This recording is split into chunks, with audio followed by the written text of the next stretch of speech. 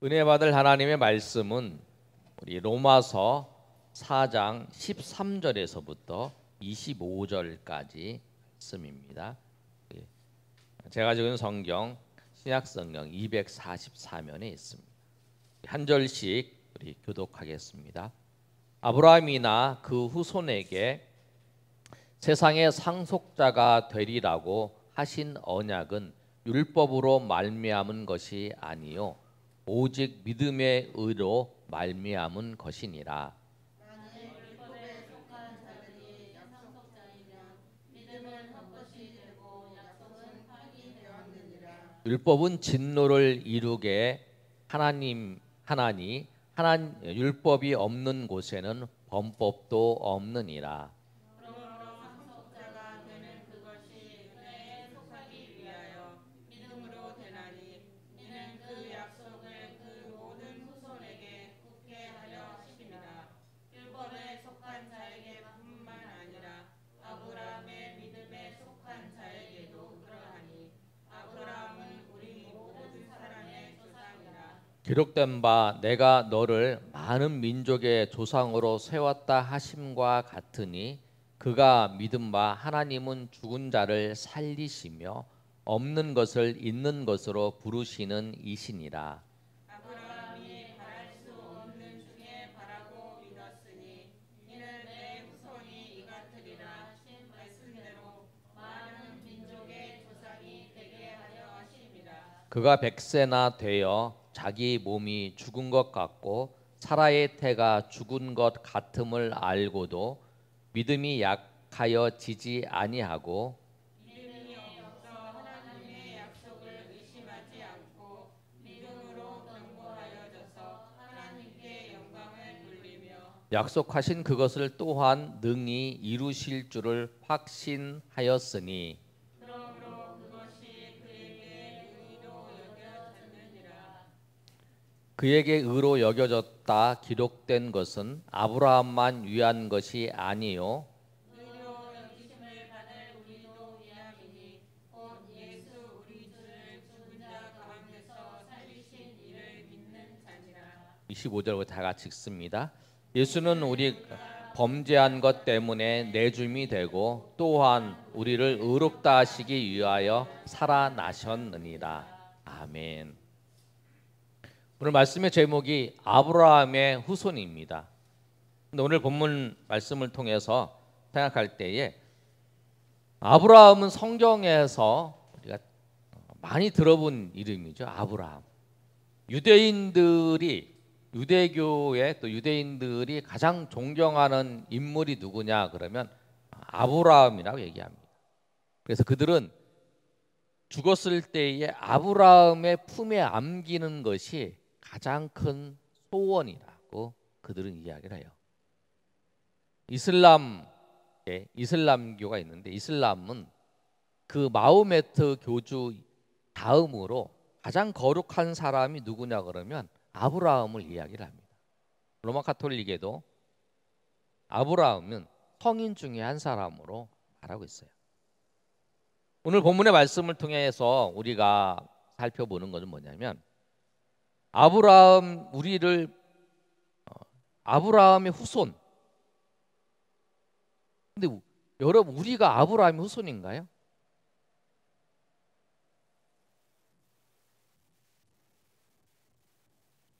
여러분 우리가 아브라함의 후손인가요? 아브라함 후손 맞아요? 우리는 혈통으로는 아브라함의 후손이 아니에요. 우리 혈통으로는 아브라함의 후손이 아닌데 우리가 아브라함의 후손이라고 오늘 바울 사도가 말씀하고 있어요. 오늘 그 말씀을 살펴보겠습니다. 당연히 우리는 유대인이 아니니까 아브라함의 후손이 혈통적으로 아닌데 왜 바울 사도는 우리가 아브라함의 후손이라고 말하고 있는가? 우리에게 있어서 아브라함은 믿음의 조상이에요.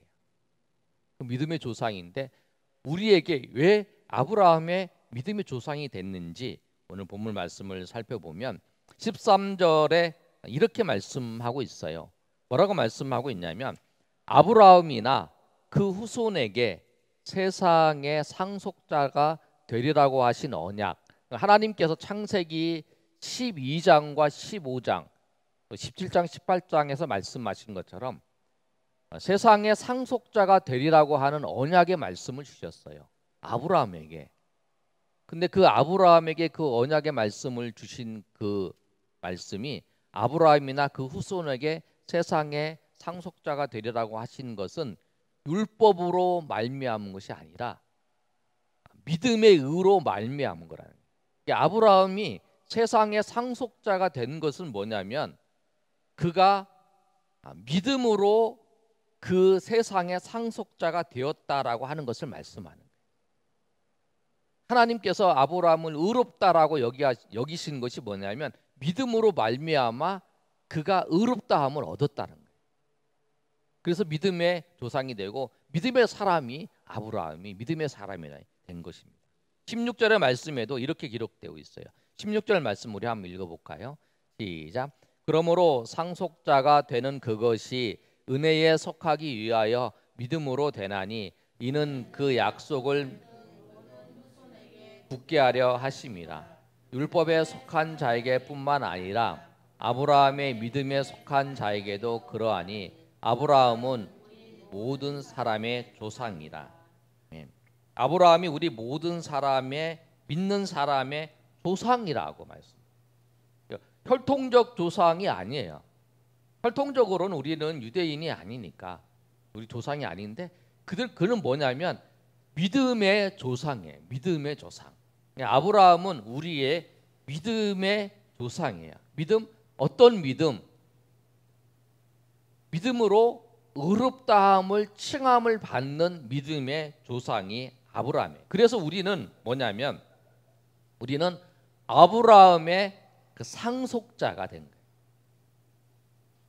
혈통으로 또 율법을 받아서 아브라함의 상속자가 된 게 아니라 우리는 믿음을 가졌기 때문에 믿음으로 하나님 앞에 의롭다함을 칭함을 받았기 때문에 우리는 언약의 상속자, 우리가 믿음의 상속자가 된 거예요. 언약의 상속자가 된 거죠. 그래서 아브라함이 우리의 조상이 된 거예요. 그래서 오늘 본문의 말씀이 16절에도 그렇게 말씀을 하고 있는 거예요. 뭐라고 말씀하고 있냐? 우리가 읽었던 것처럼 아브라함의 믿음에 속한 자에게도 그러하니 아브라함은 우리 모든 사람의 조상이다라고 말씀을 하는 거예요. 언약의 상속은 무엇으로 이루어지냐면 아브라함에게 하나님께서 약속하신 그 약속의 언약, 그 언약이 누구한테 상속되냐면 믿음이 있는 자에게, 믿음의 사람들에게 상속되는 거예요. 혈통이라고 상속되는 게 아니라, 유대인이라고 상속되는 게 아니라, 율법을 받았다라고 해서 상속되는 게 아니라 하나님의 언약을 믿음이 있는 자는 그 언약을 다 상속받아서 그 언약의 사람들, 언약의 상속받은 사람으로 믿음의 사람이 되는 것이라는 거예요. 그래서 오늘 본문의 말씀은 14절에 뭐라고 말씀하냐면 이렇게도 말씀하고 있어요. 만일 율법에 속한 자들이 상속자이면 믿음은 헛것이 되고 약속은 파기되었느니라 라고 말씀해요. 만약에 믿음의 사람들이 언약의 상속자가 아니면, 약속의 상속자가 아니면 율법에 속한 자들이 그 상속자이면 믿음이 헛것이고 그 약속은, 언약은 파괴되었다라고 말씀하는 거예요. 그래서 우리는 믿음으로 아브라함의 후손이 된 거예요. 그래서 여러분도 그렇고 저도 그렇고 다 누구냐면 아브라함의 후손이에요. 아브라함의 후손인데 우리가 혈통적인 아브라함의 후손이 아니라 언약의 상속자로서, 약속의 상속자로서 우리가 아브라함의 후손이 되고 아브라함은 우리의 믿음의 조상이 되는 거예요. 그래서 여러분 성경을 읽으실 때 지금부터는 아브라함에게 약속되었던 모든 하나님의 언약은 누구에게? 나에게 약속된 말씀이라는 거예요. 그럼 그렇게 하셔야 돼요. 아, 성경에 창세기에 아브라함이 있구나. 아, 유대인의 그 조상인 아브라함이 있어서 그 사람이 믿음으로 하나님 앞에 나아갔더니 하나님께서 그에게 하나님의 은혜를 베풀어 주시고 하나님이 함께 하시고 하나님께서 그를 의롭다 여기시고 그렇게 하셨구나라고 하는 것이 아니라 그 아브라함이 약속했던 모든 것이 그 약속했던 그 모든 은혜가 나에게 상속되었다는 거야. 내가 그 아브라함의 믿음이 그 언약의 상속자라고 하는 그 사실을 오늘 로마서를 통해서 바울 사도가 말씀을 하고 있는 거예요. 그래서 오늘 이 아브라함이 유대인의 조상이 아니라 나의 믿음의 조상이라는 것을 여러분 꼭 기억하시고 주님 앞에 하나님께서 아브라함을 통해 약속하신 그 약속을 그 언약의 말씀들이 정말 우리 삶 가운데 이루어지고 그 삶 가운데 나타나는 그 은혜들을 날마다 경험하시는 저 여러분 되시기를 예수님의 이름으로 축복합니다. 그러면 아브라함이 의롭다 하고 하나님께서 믿음의 사람이라고 말씀을 했는데 그러면 아브라함의 믿음이 어떤 것일까? 아브라함이 어떤 믿음이었길래 하나님이 그 믿음을 의롭다 하시고 하나님께서 그 아브라함을 믿음의 조상으로 세우셨는가? 아브라함은 믿었던 하나님이 어떤 하나님이냐면 아브라함은 죽은 자를 살리시며 없는 것을 있게 하시는 하나님을 믿었습니다. 아멘. 쉽게 말하면 아브라함은 부활의 하나님 그리고 창조의 하나님을 믿었다라는 거예요. 17절 말씀 우리 한번 읽어볼까요? 17절 말씀 시작. 기록된 바 내가 너를 많은 민족의 조상으로 세웠다 하심과 같으니 그가 믿은 바 살리시며 없는 것을 아멘. 하나님 부활의 하나님 그리고 창조의 하나님을 믿었다라는 거예요. 여러분 부활의 하나님, 창조의 하나님을 믿는다는 것이 얼마나 중요하냐면 내가 그 하나님을 믿고 있다면 우리 삶 가운데 절망하지 않아요. 왜? 내가 정말 무슨 일을 하다가 실패했어요. 그래서 도저히 일어날 수 없는 그런 상황 가운데 환경이 나에게 밀려왔어요. 근데 죽은 자도 일으키신 하나님, 그 하나님을 믿으면 이 상황 속에서도 하나님께서 나를 건져주실 것이라고 하는 그 믿음이 있다라. 창조의 하나님을 믿는다면 정말 모든 사람들이 내가 처해 있는 이 환경과 상황에 있어서 당신은 끝이야. 도저히 안 돼. 이런 이 환경 속에서 도저히 벗어난 사람도 없고 이 상황 속에서 저 이겨낸 사람도 없고 이 상황 속에서 모든 것을 극복한 사람도 아무도 없어. 지금 이 상황에선 길이 없어. 라고 하는 그 이야기를 들어도 없는 것 중에서 있는 것으로 만드시는 하나님, 창조의 하나님을 믿는다면 그런 상황 속에서도 하나님께서 아무것도 없는 상황 속에서 아무것도 존재하지 않는 그 상황 속에서도 주님께서 이루실 것이라고 생각할 수 있다는 거예요. 그걸 기대할 수 있다는 거예요. 그런 하나님을 믿지 않는다면 절망할 수밖에 없죠. 그런 하나님을 알지 못하면 절망할 수밖에 없어요. 그러니까 내가 정말 부활의 하나님, 정말 없는 것에서 있는 것으로 창조하시는 그 하나님을 믿는다면 절대 절망하지 않고 포기하지 아니하고 주님을 바라요. 만약에 주님께서 그 절망적인 상황 가운데 나를 내버려 두시고 있다면 하나님이 뜻이 있어서 그런 거지, 하나님이 거기서 나를 건져내지 못하고 하나님께서 나를 거기 이끌어내지 못한다는 분이 아니시기 때문에 그래서 그 하나님을 믿는다 그러면 하나님이 뜻이 있어서 나를 그 상황에 그 상황에서 있게 하시고 그냥 견디게 하시는 것 뿐이지 하나님이 능력이 없으신 분이 아니시기 때문에 그래서 그 상황 속에서 절망하지 않는 거예요. 절망하지 않는 이유가 하나님 때문에 있는 거죠. 근데 아브라함은 그 하나님을 믿었습니다. 그런데 여러분 중요한 게 뭐냐면 내가 그 하나님을 믿습니다. 내가 정말 그 하나님을 믿습니다. 고백을 하는데 삶의 자리에서 정말 그런 환경이 우리 가운데 닥쳤을 때 어떻게 될까요? 아브라함에게도 그런 일이 나타났습니다. 아브라함에게 하나님이 나타나셔서 말씀하세요. 뭐라고 말씀하시냐면 너를 모든 민족 위에 많은 민족들을 너 지금 한 명도 없지만 한 명도 없는 자녀가 한 명도 없지만 네 자녀들을 별과 같이 무한히 많은 사람으로 만들겠다라고 하는 말씀을 하셔요. 창세기 15장 4절에서 6절까지 말씀을 보면 하나님께서 그 말씀을 하세요. 뭐라고 말씀하시냐면 한번 읽어볼까요? 시작. 여호와의 말씀이 그에게 임하여 이르시되 그 사람이 내 상속자가 아니라 내 몸에서 날 자가 내 상속자가 되리라 하시고 그를 이끌고 밖으로 나가 이르시되 하늘을 우러러 무뼈를 셀 수 있나 보라. 또 그에게 이르시되 내 자손이 이와 같으리라. 아브라함이 여호와를 믿으니 여호와께서 이를 그의 의로 여기시고. 아멘. 이 상황이 어떠냐면 아브라함이 자녀가 없어요. 하가를 통해서 자녀를 낳을 때는 이 다음이에요. 지금 자녀가 하나도 없어요. 그래서 아브라함이 자기의 상속자를 누구라고 생각하냐면 다메섹에 있는 종 엘리에셀이 자기의 상속자라고 생각해요. 그게 이제 15장 2절의 말씀이에요. 하나님, 제가 자식이 없어서 내 종을 내 상속자로 세우겠습니다 라고 이렇게 얘기하는 거예요. 그랬더니 하나님께서 이 아브라함에게 말씀하시는 거예요.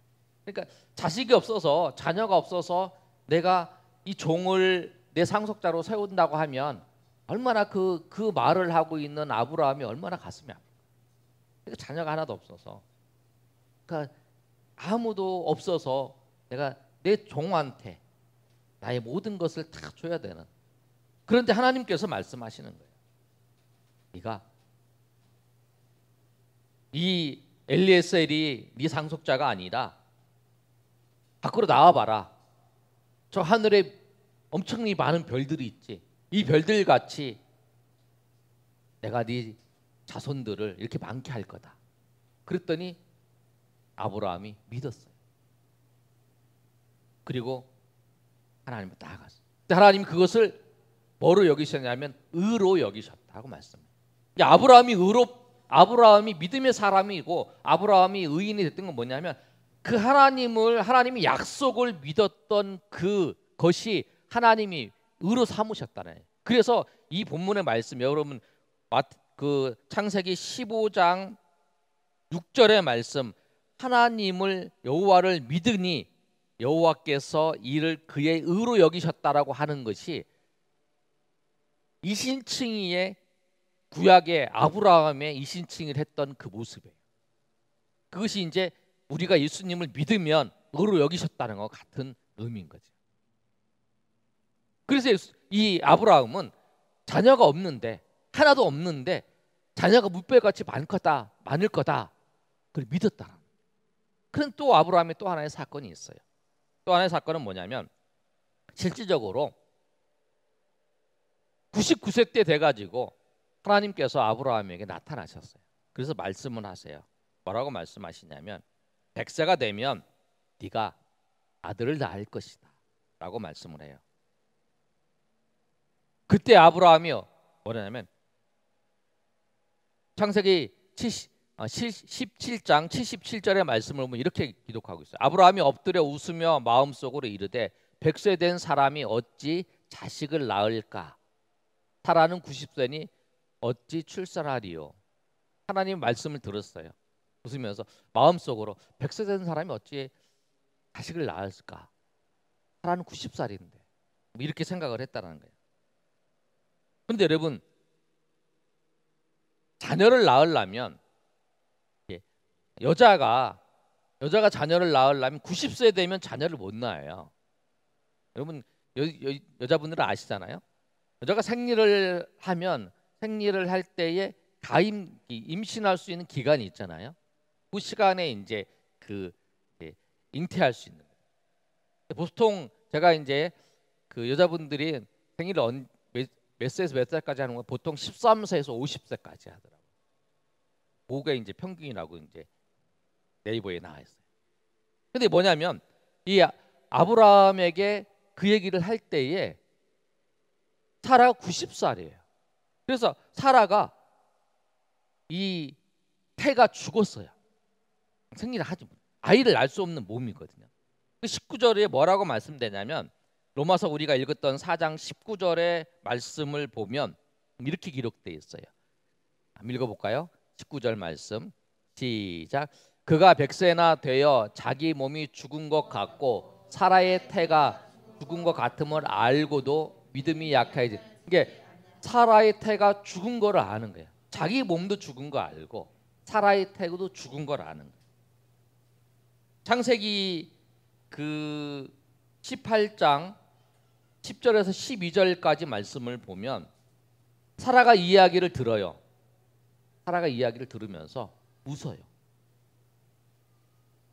그가 이르시되 내가 이맘때에 내가 반드시 내게로 돌아오리라. 내 아내 사라에게 아들이 있으리라 하시니 사라가 그 뒤 장막문에서 들었더라. 이제 하나님께서 사라 아브라함에게 나타나셔서 말씀하시는 거예요. 그랬더니 사라가 그 장막문에서 그걸 들어요. 듣고 난 다음에 11절에 뭐라고 말하냐면 아브라함과 사라가 늙었고 많이 늙었고 사라는 여성의 생리가 끊어졌는지라. 12절 말씀에 사라는 속으로 웃고 이르되 내가 노쇠해왔고 내 주인도 늙었으니 내게 무슨 즐거움이 있으리요. 자녀를 낳을 수 없다는 거죠. 이제 그런 상황이라는 거예요. 그런데 아브라함은 어땠냐면 아브라함의 반응은 지금 아니 90살에 생리도 안 하고 태도 죽은 사람이 내년에 아이를 낳을 수 있냐? 말도 안 되는 소리다. 그렇게 생각을 할 거 아니에요. 사람들은 그렇게 해요. 말도 안 되는, 상식적으로 환경적으로 봤을 때 말도 안 되는 거죠. 하나님 그렇게 생각을 해요. 아, 하나님 그렇게 말씀하셨는데 말도 안 되지. 어떻게 나도 늙었고 나도 100살이고 아내도 90살인데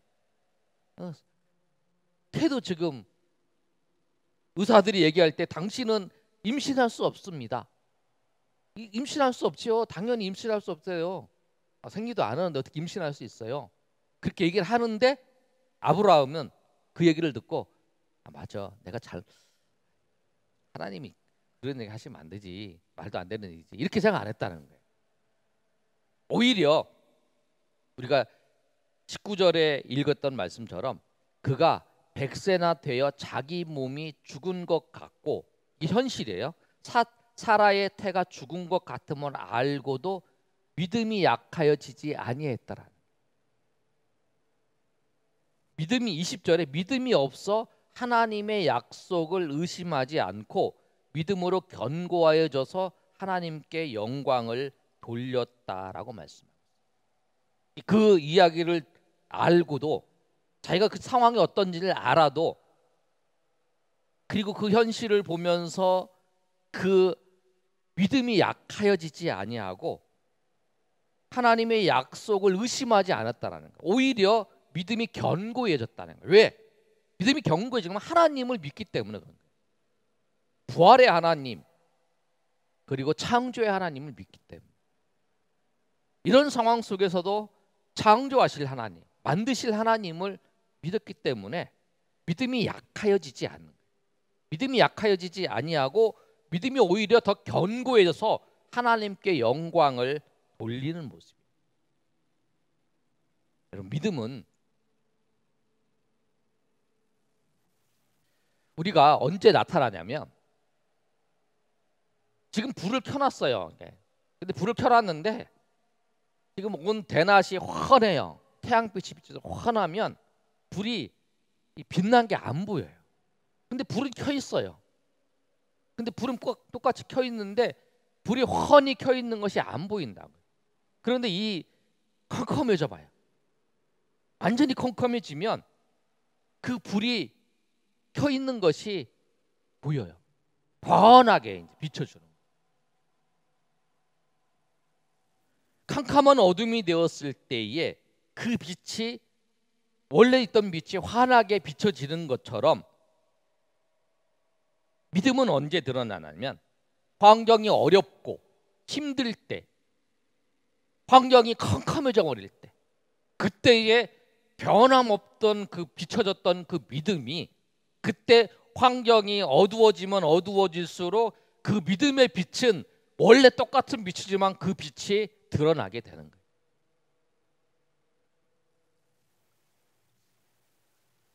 아브라함이 그랬다는 거예요. 그 믿음이 부활의 하나님, 그리고 창조의 하나님을 믿었던 그 믿음이, 그 내년에 자녀가 있을 거라고 하는 말씀, 자녀가 한 명도 없는데 무별같이 자녀가 많을 거라는 그 말씀을 믿고, 그리고 그 환경을 보면서 약해지지 아니하고 하나님의 약속을 의심하지 아니하고 오히려 견고해지는, 그리고 그것을 통해서 영광을 돌리는 모습을 보여주고 있다. 우리가 하나님께 영광을 돌리는 게 무엇일까요, 여러분? 내가 무엇을 하나님께 해서 하나님 앞에 드리는 것으로 하나님께 영광을 돌릴까요? 여러분, 우리가 가장 하나님께 영광을 돌리는 그 모습은 뭐냐면 우리의 믿음이에요. 내가 하나님의 약속을 믿고 내가 하나님을 믿는 그 믿음을 그 어떤 환경 속에서도 변하지 아니하고 드러낸 그 모습을 통해서 하나님이 영광 받으시는 거예요. 그래서 오늘 본문의 말씀에도 아브라함을 통해서 하나님께 영광을, 아브라함이 하나님 그 믿음으로 하나님께 영광을 돌렸다는 거예요. 하나님이 주신 거, 하나님이 많이 주셔서 하나님 앞에 드리는 거, 그것을 통해서 영광 받으시겠지만 하나님이 더 기뻐하시는 건 뭐냐면 우리의 믿음이라는 거예요. 우리의 믿음이, 그래서 하나님이 그 믿음을 의롭다 하심을 여기는 거래요. 우리 행위로 하나님이 우리를 의롭다 하시길 여기는 게 아니라는 거예요. 우리가 무엇을 해서 하나님이 의롭다는 게 아니라 우리가 하나님을 믿는 그 믿음을 하나님께서 의롭다 여기시는 것, 모습이라는 거예요. 이 세상에 살아가는 사람들은 두 종류 사람이 있다. 한 사람은 하나님의 은총과 하나님의 능력을 믿고 사는 사람과 자기의 행위를 믿고 의지하는 사람, 그 차이가 있는 거예요.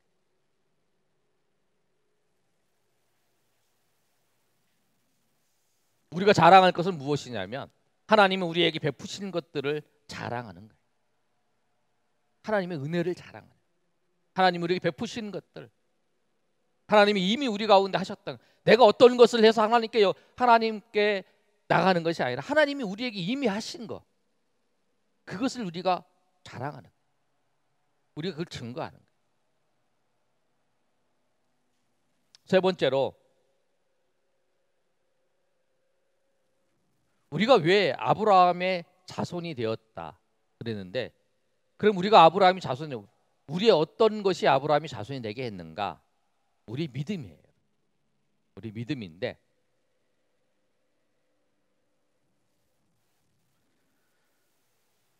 (23절과 24절의) 말씀을 보면 이렇게 기록되어 있어요. 23절 24절 말씀 한번 읽어볼까요? 자, 시작.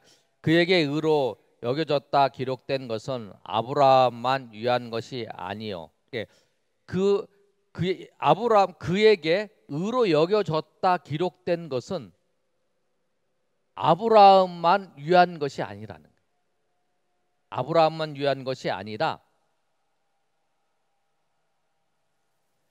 의로 여기심을 받은 우리를 위함이라는 거예요. 우리를 위한 거예요. 아브라함을 의로 여기셨다라고 하는 건 뭐냐면 우리도 또 하나님께서 똑같이 우리를 의롭다 하시는 거예요.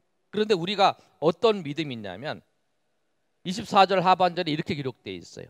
의로 여기심을 받은 우리도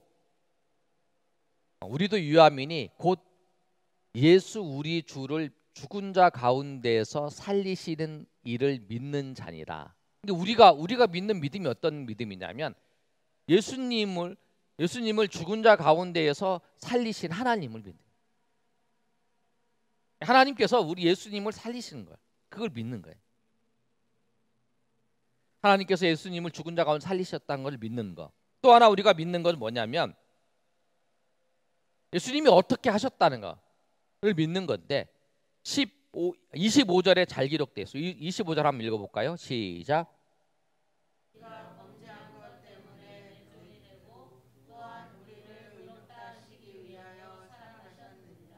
우리가 믿는 거는 그거예요. 우리가 범죄한 것 때문에 예수님이 내주임이 되었다. 그리고 예수님이 우리를 의롭다 하시기에 살아났다.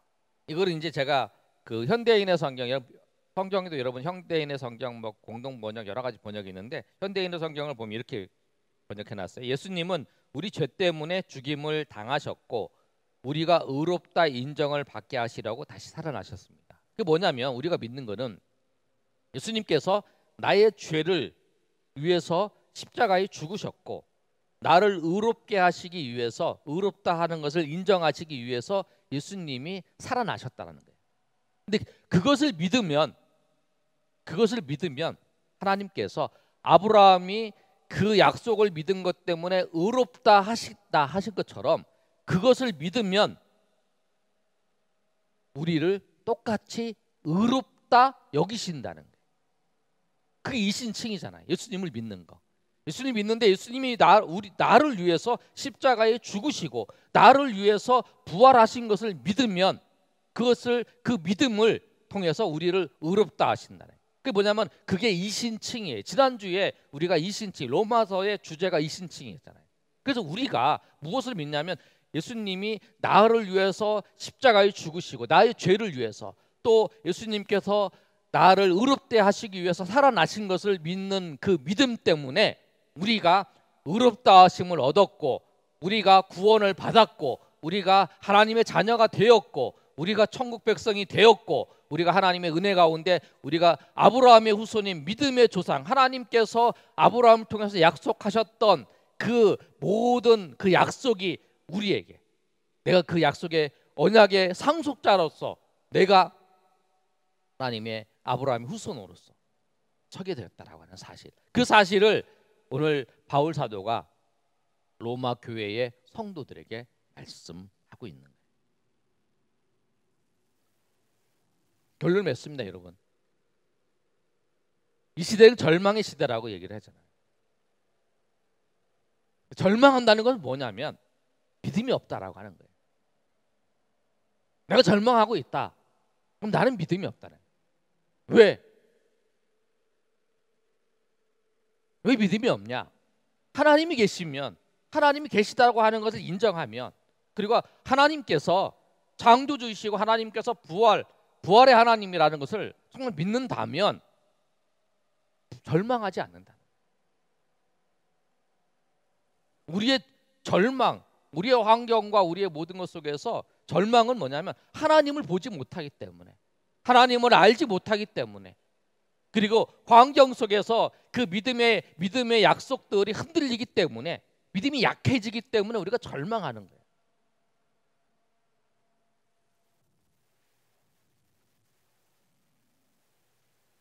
우리 모든 것이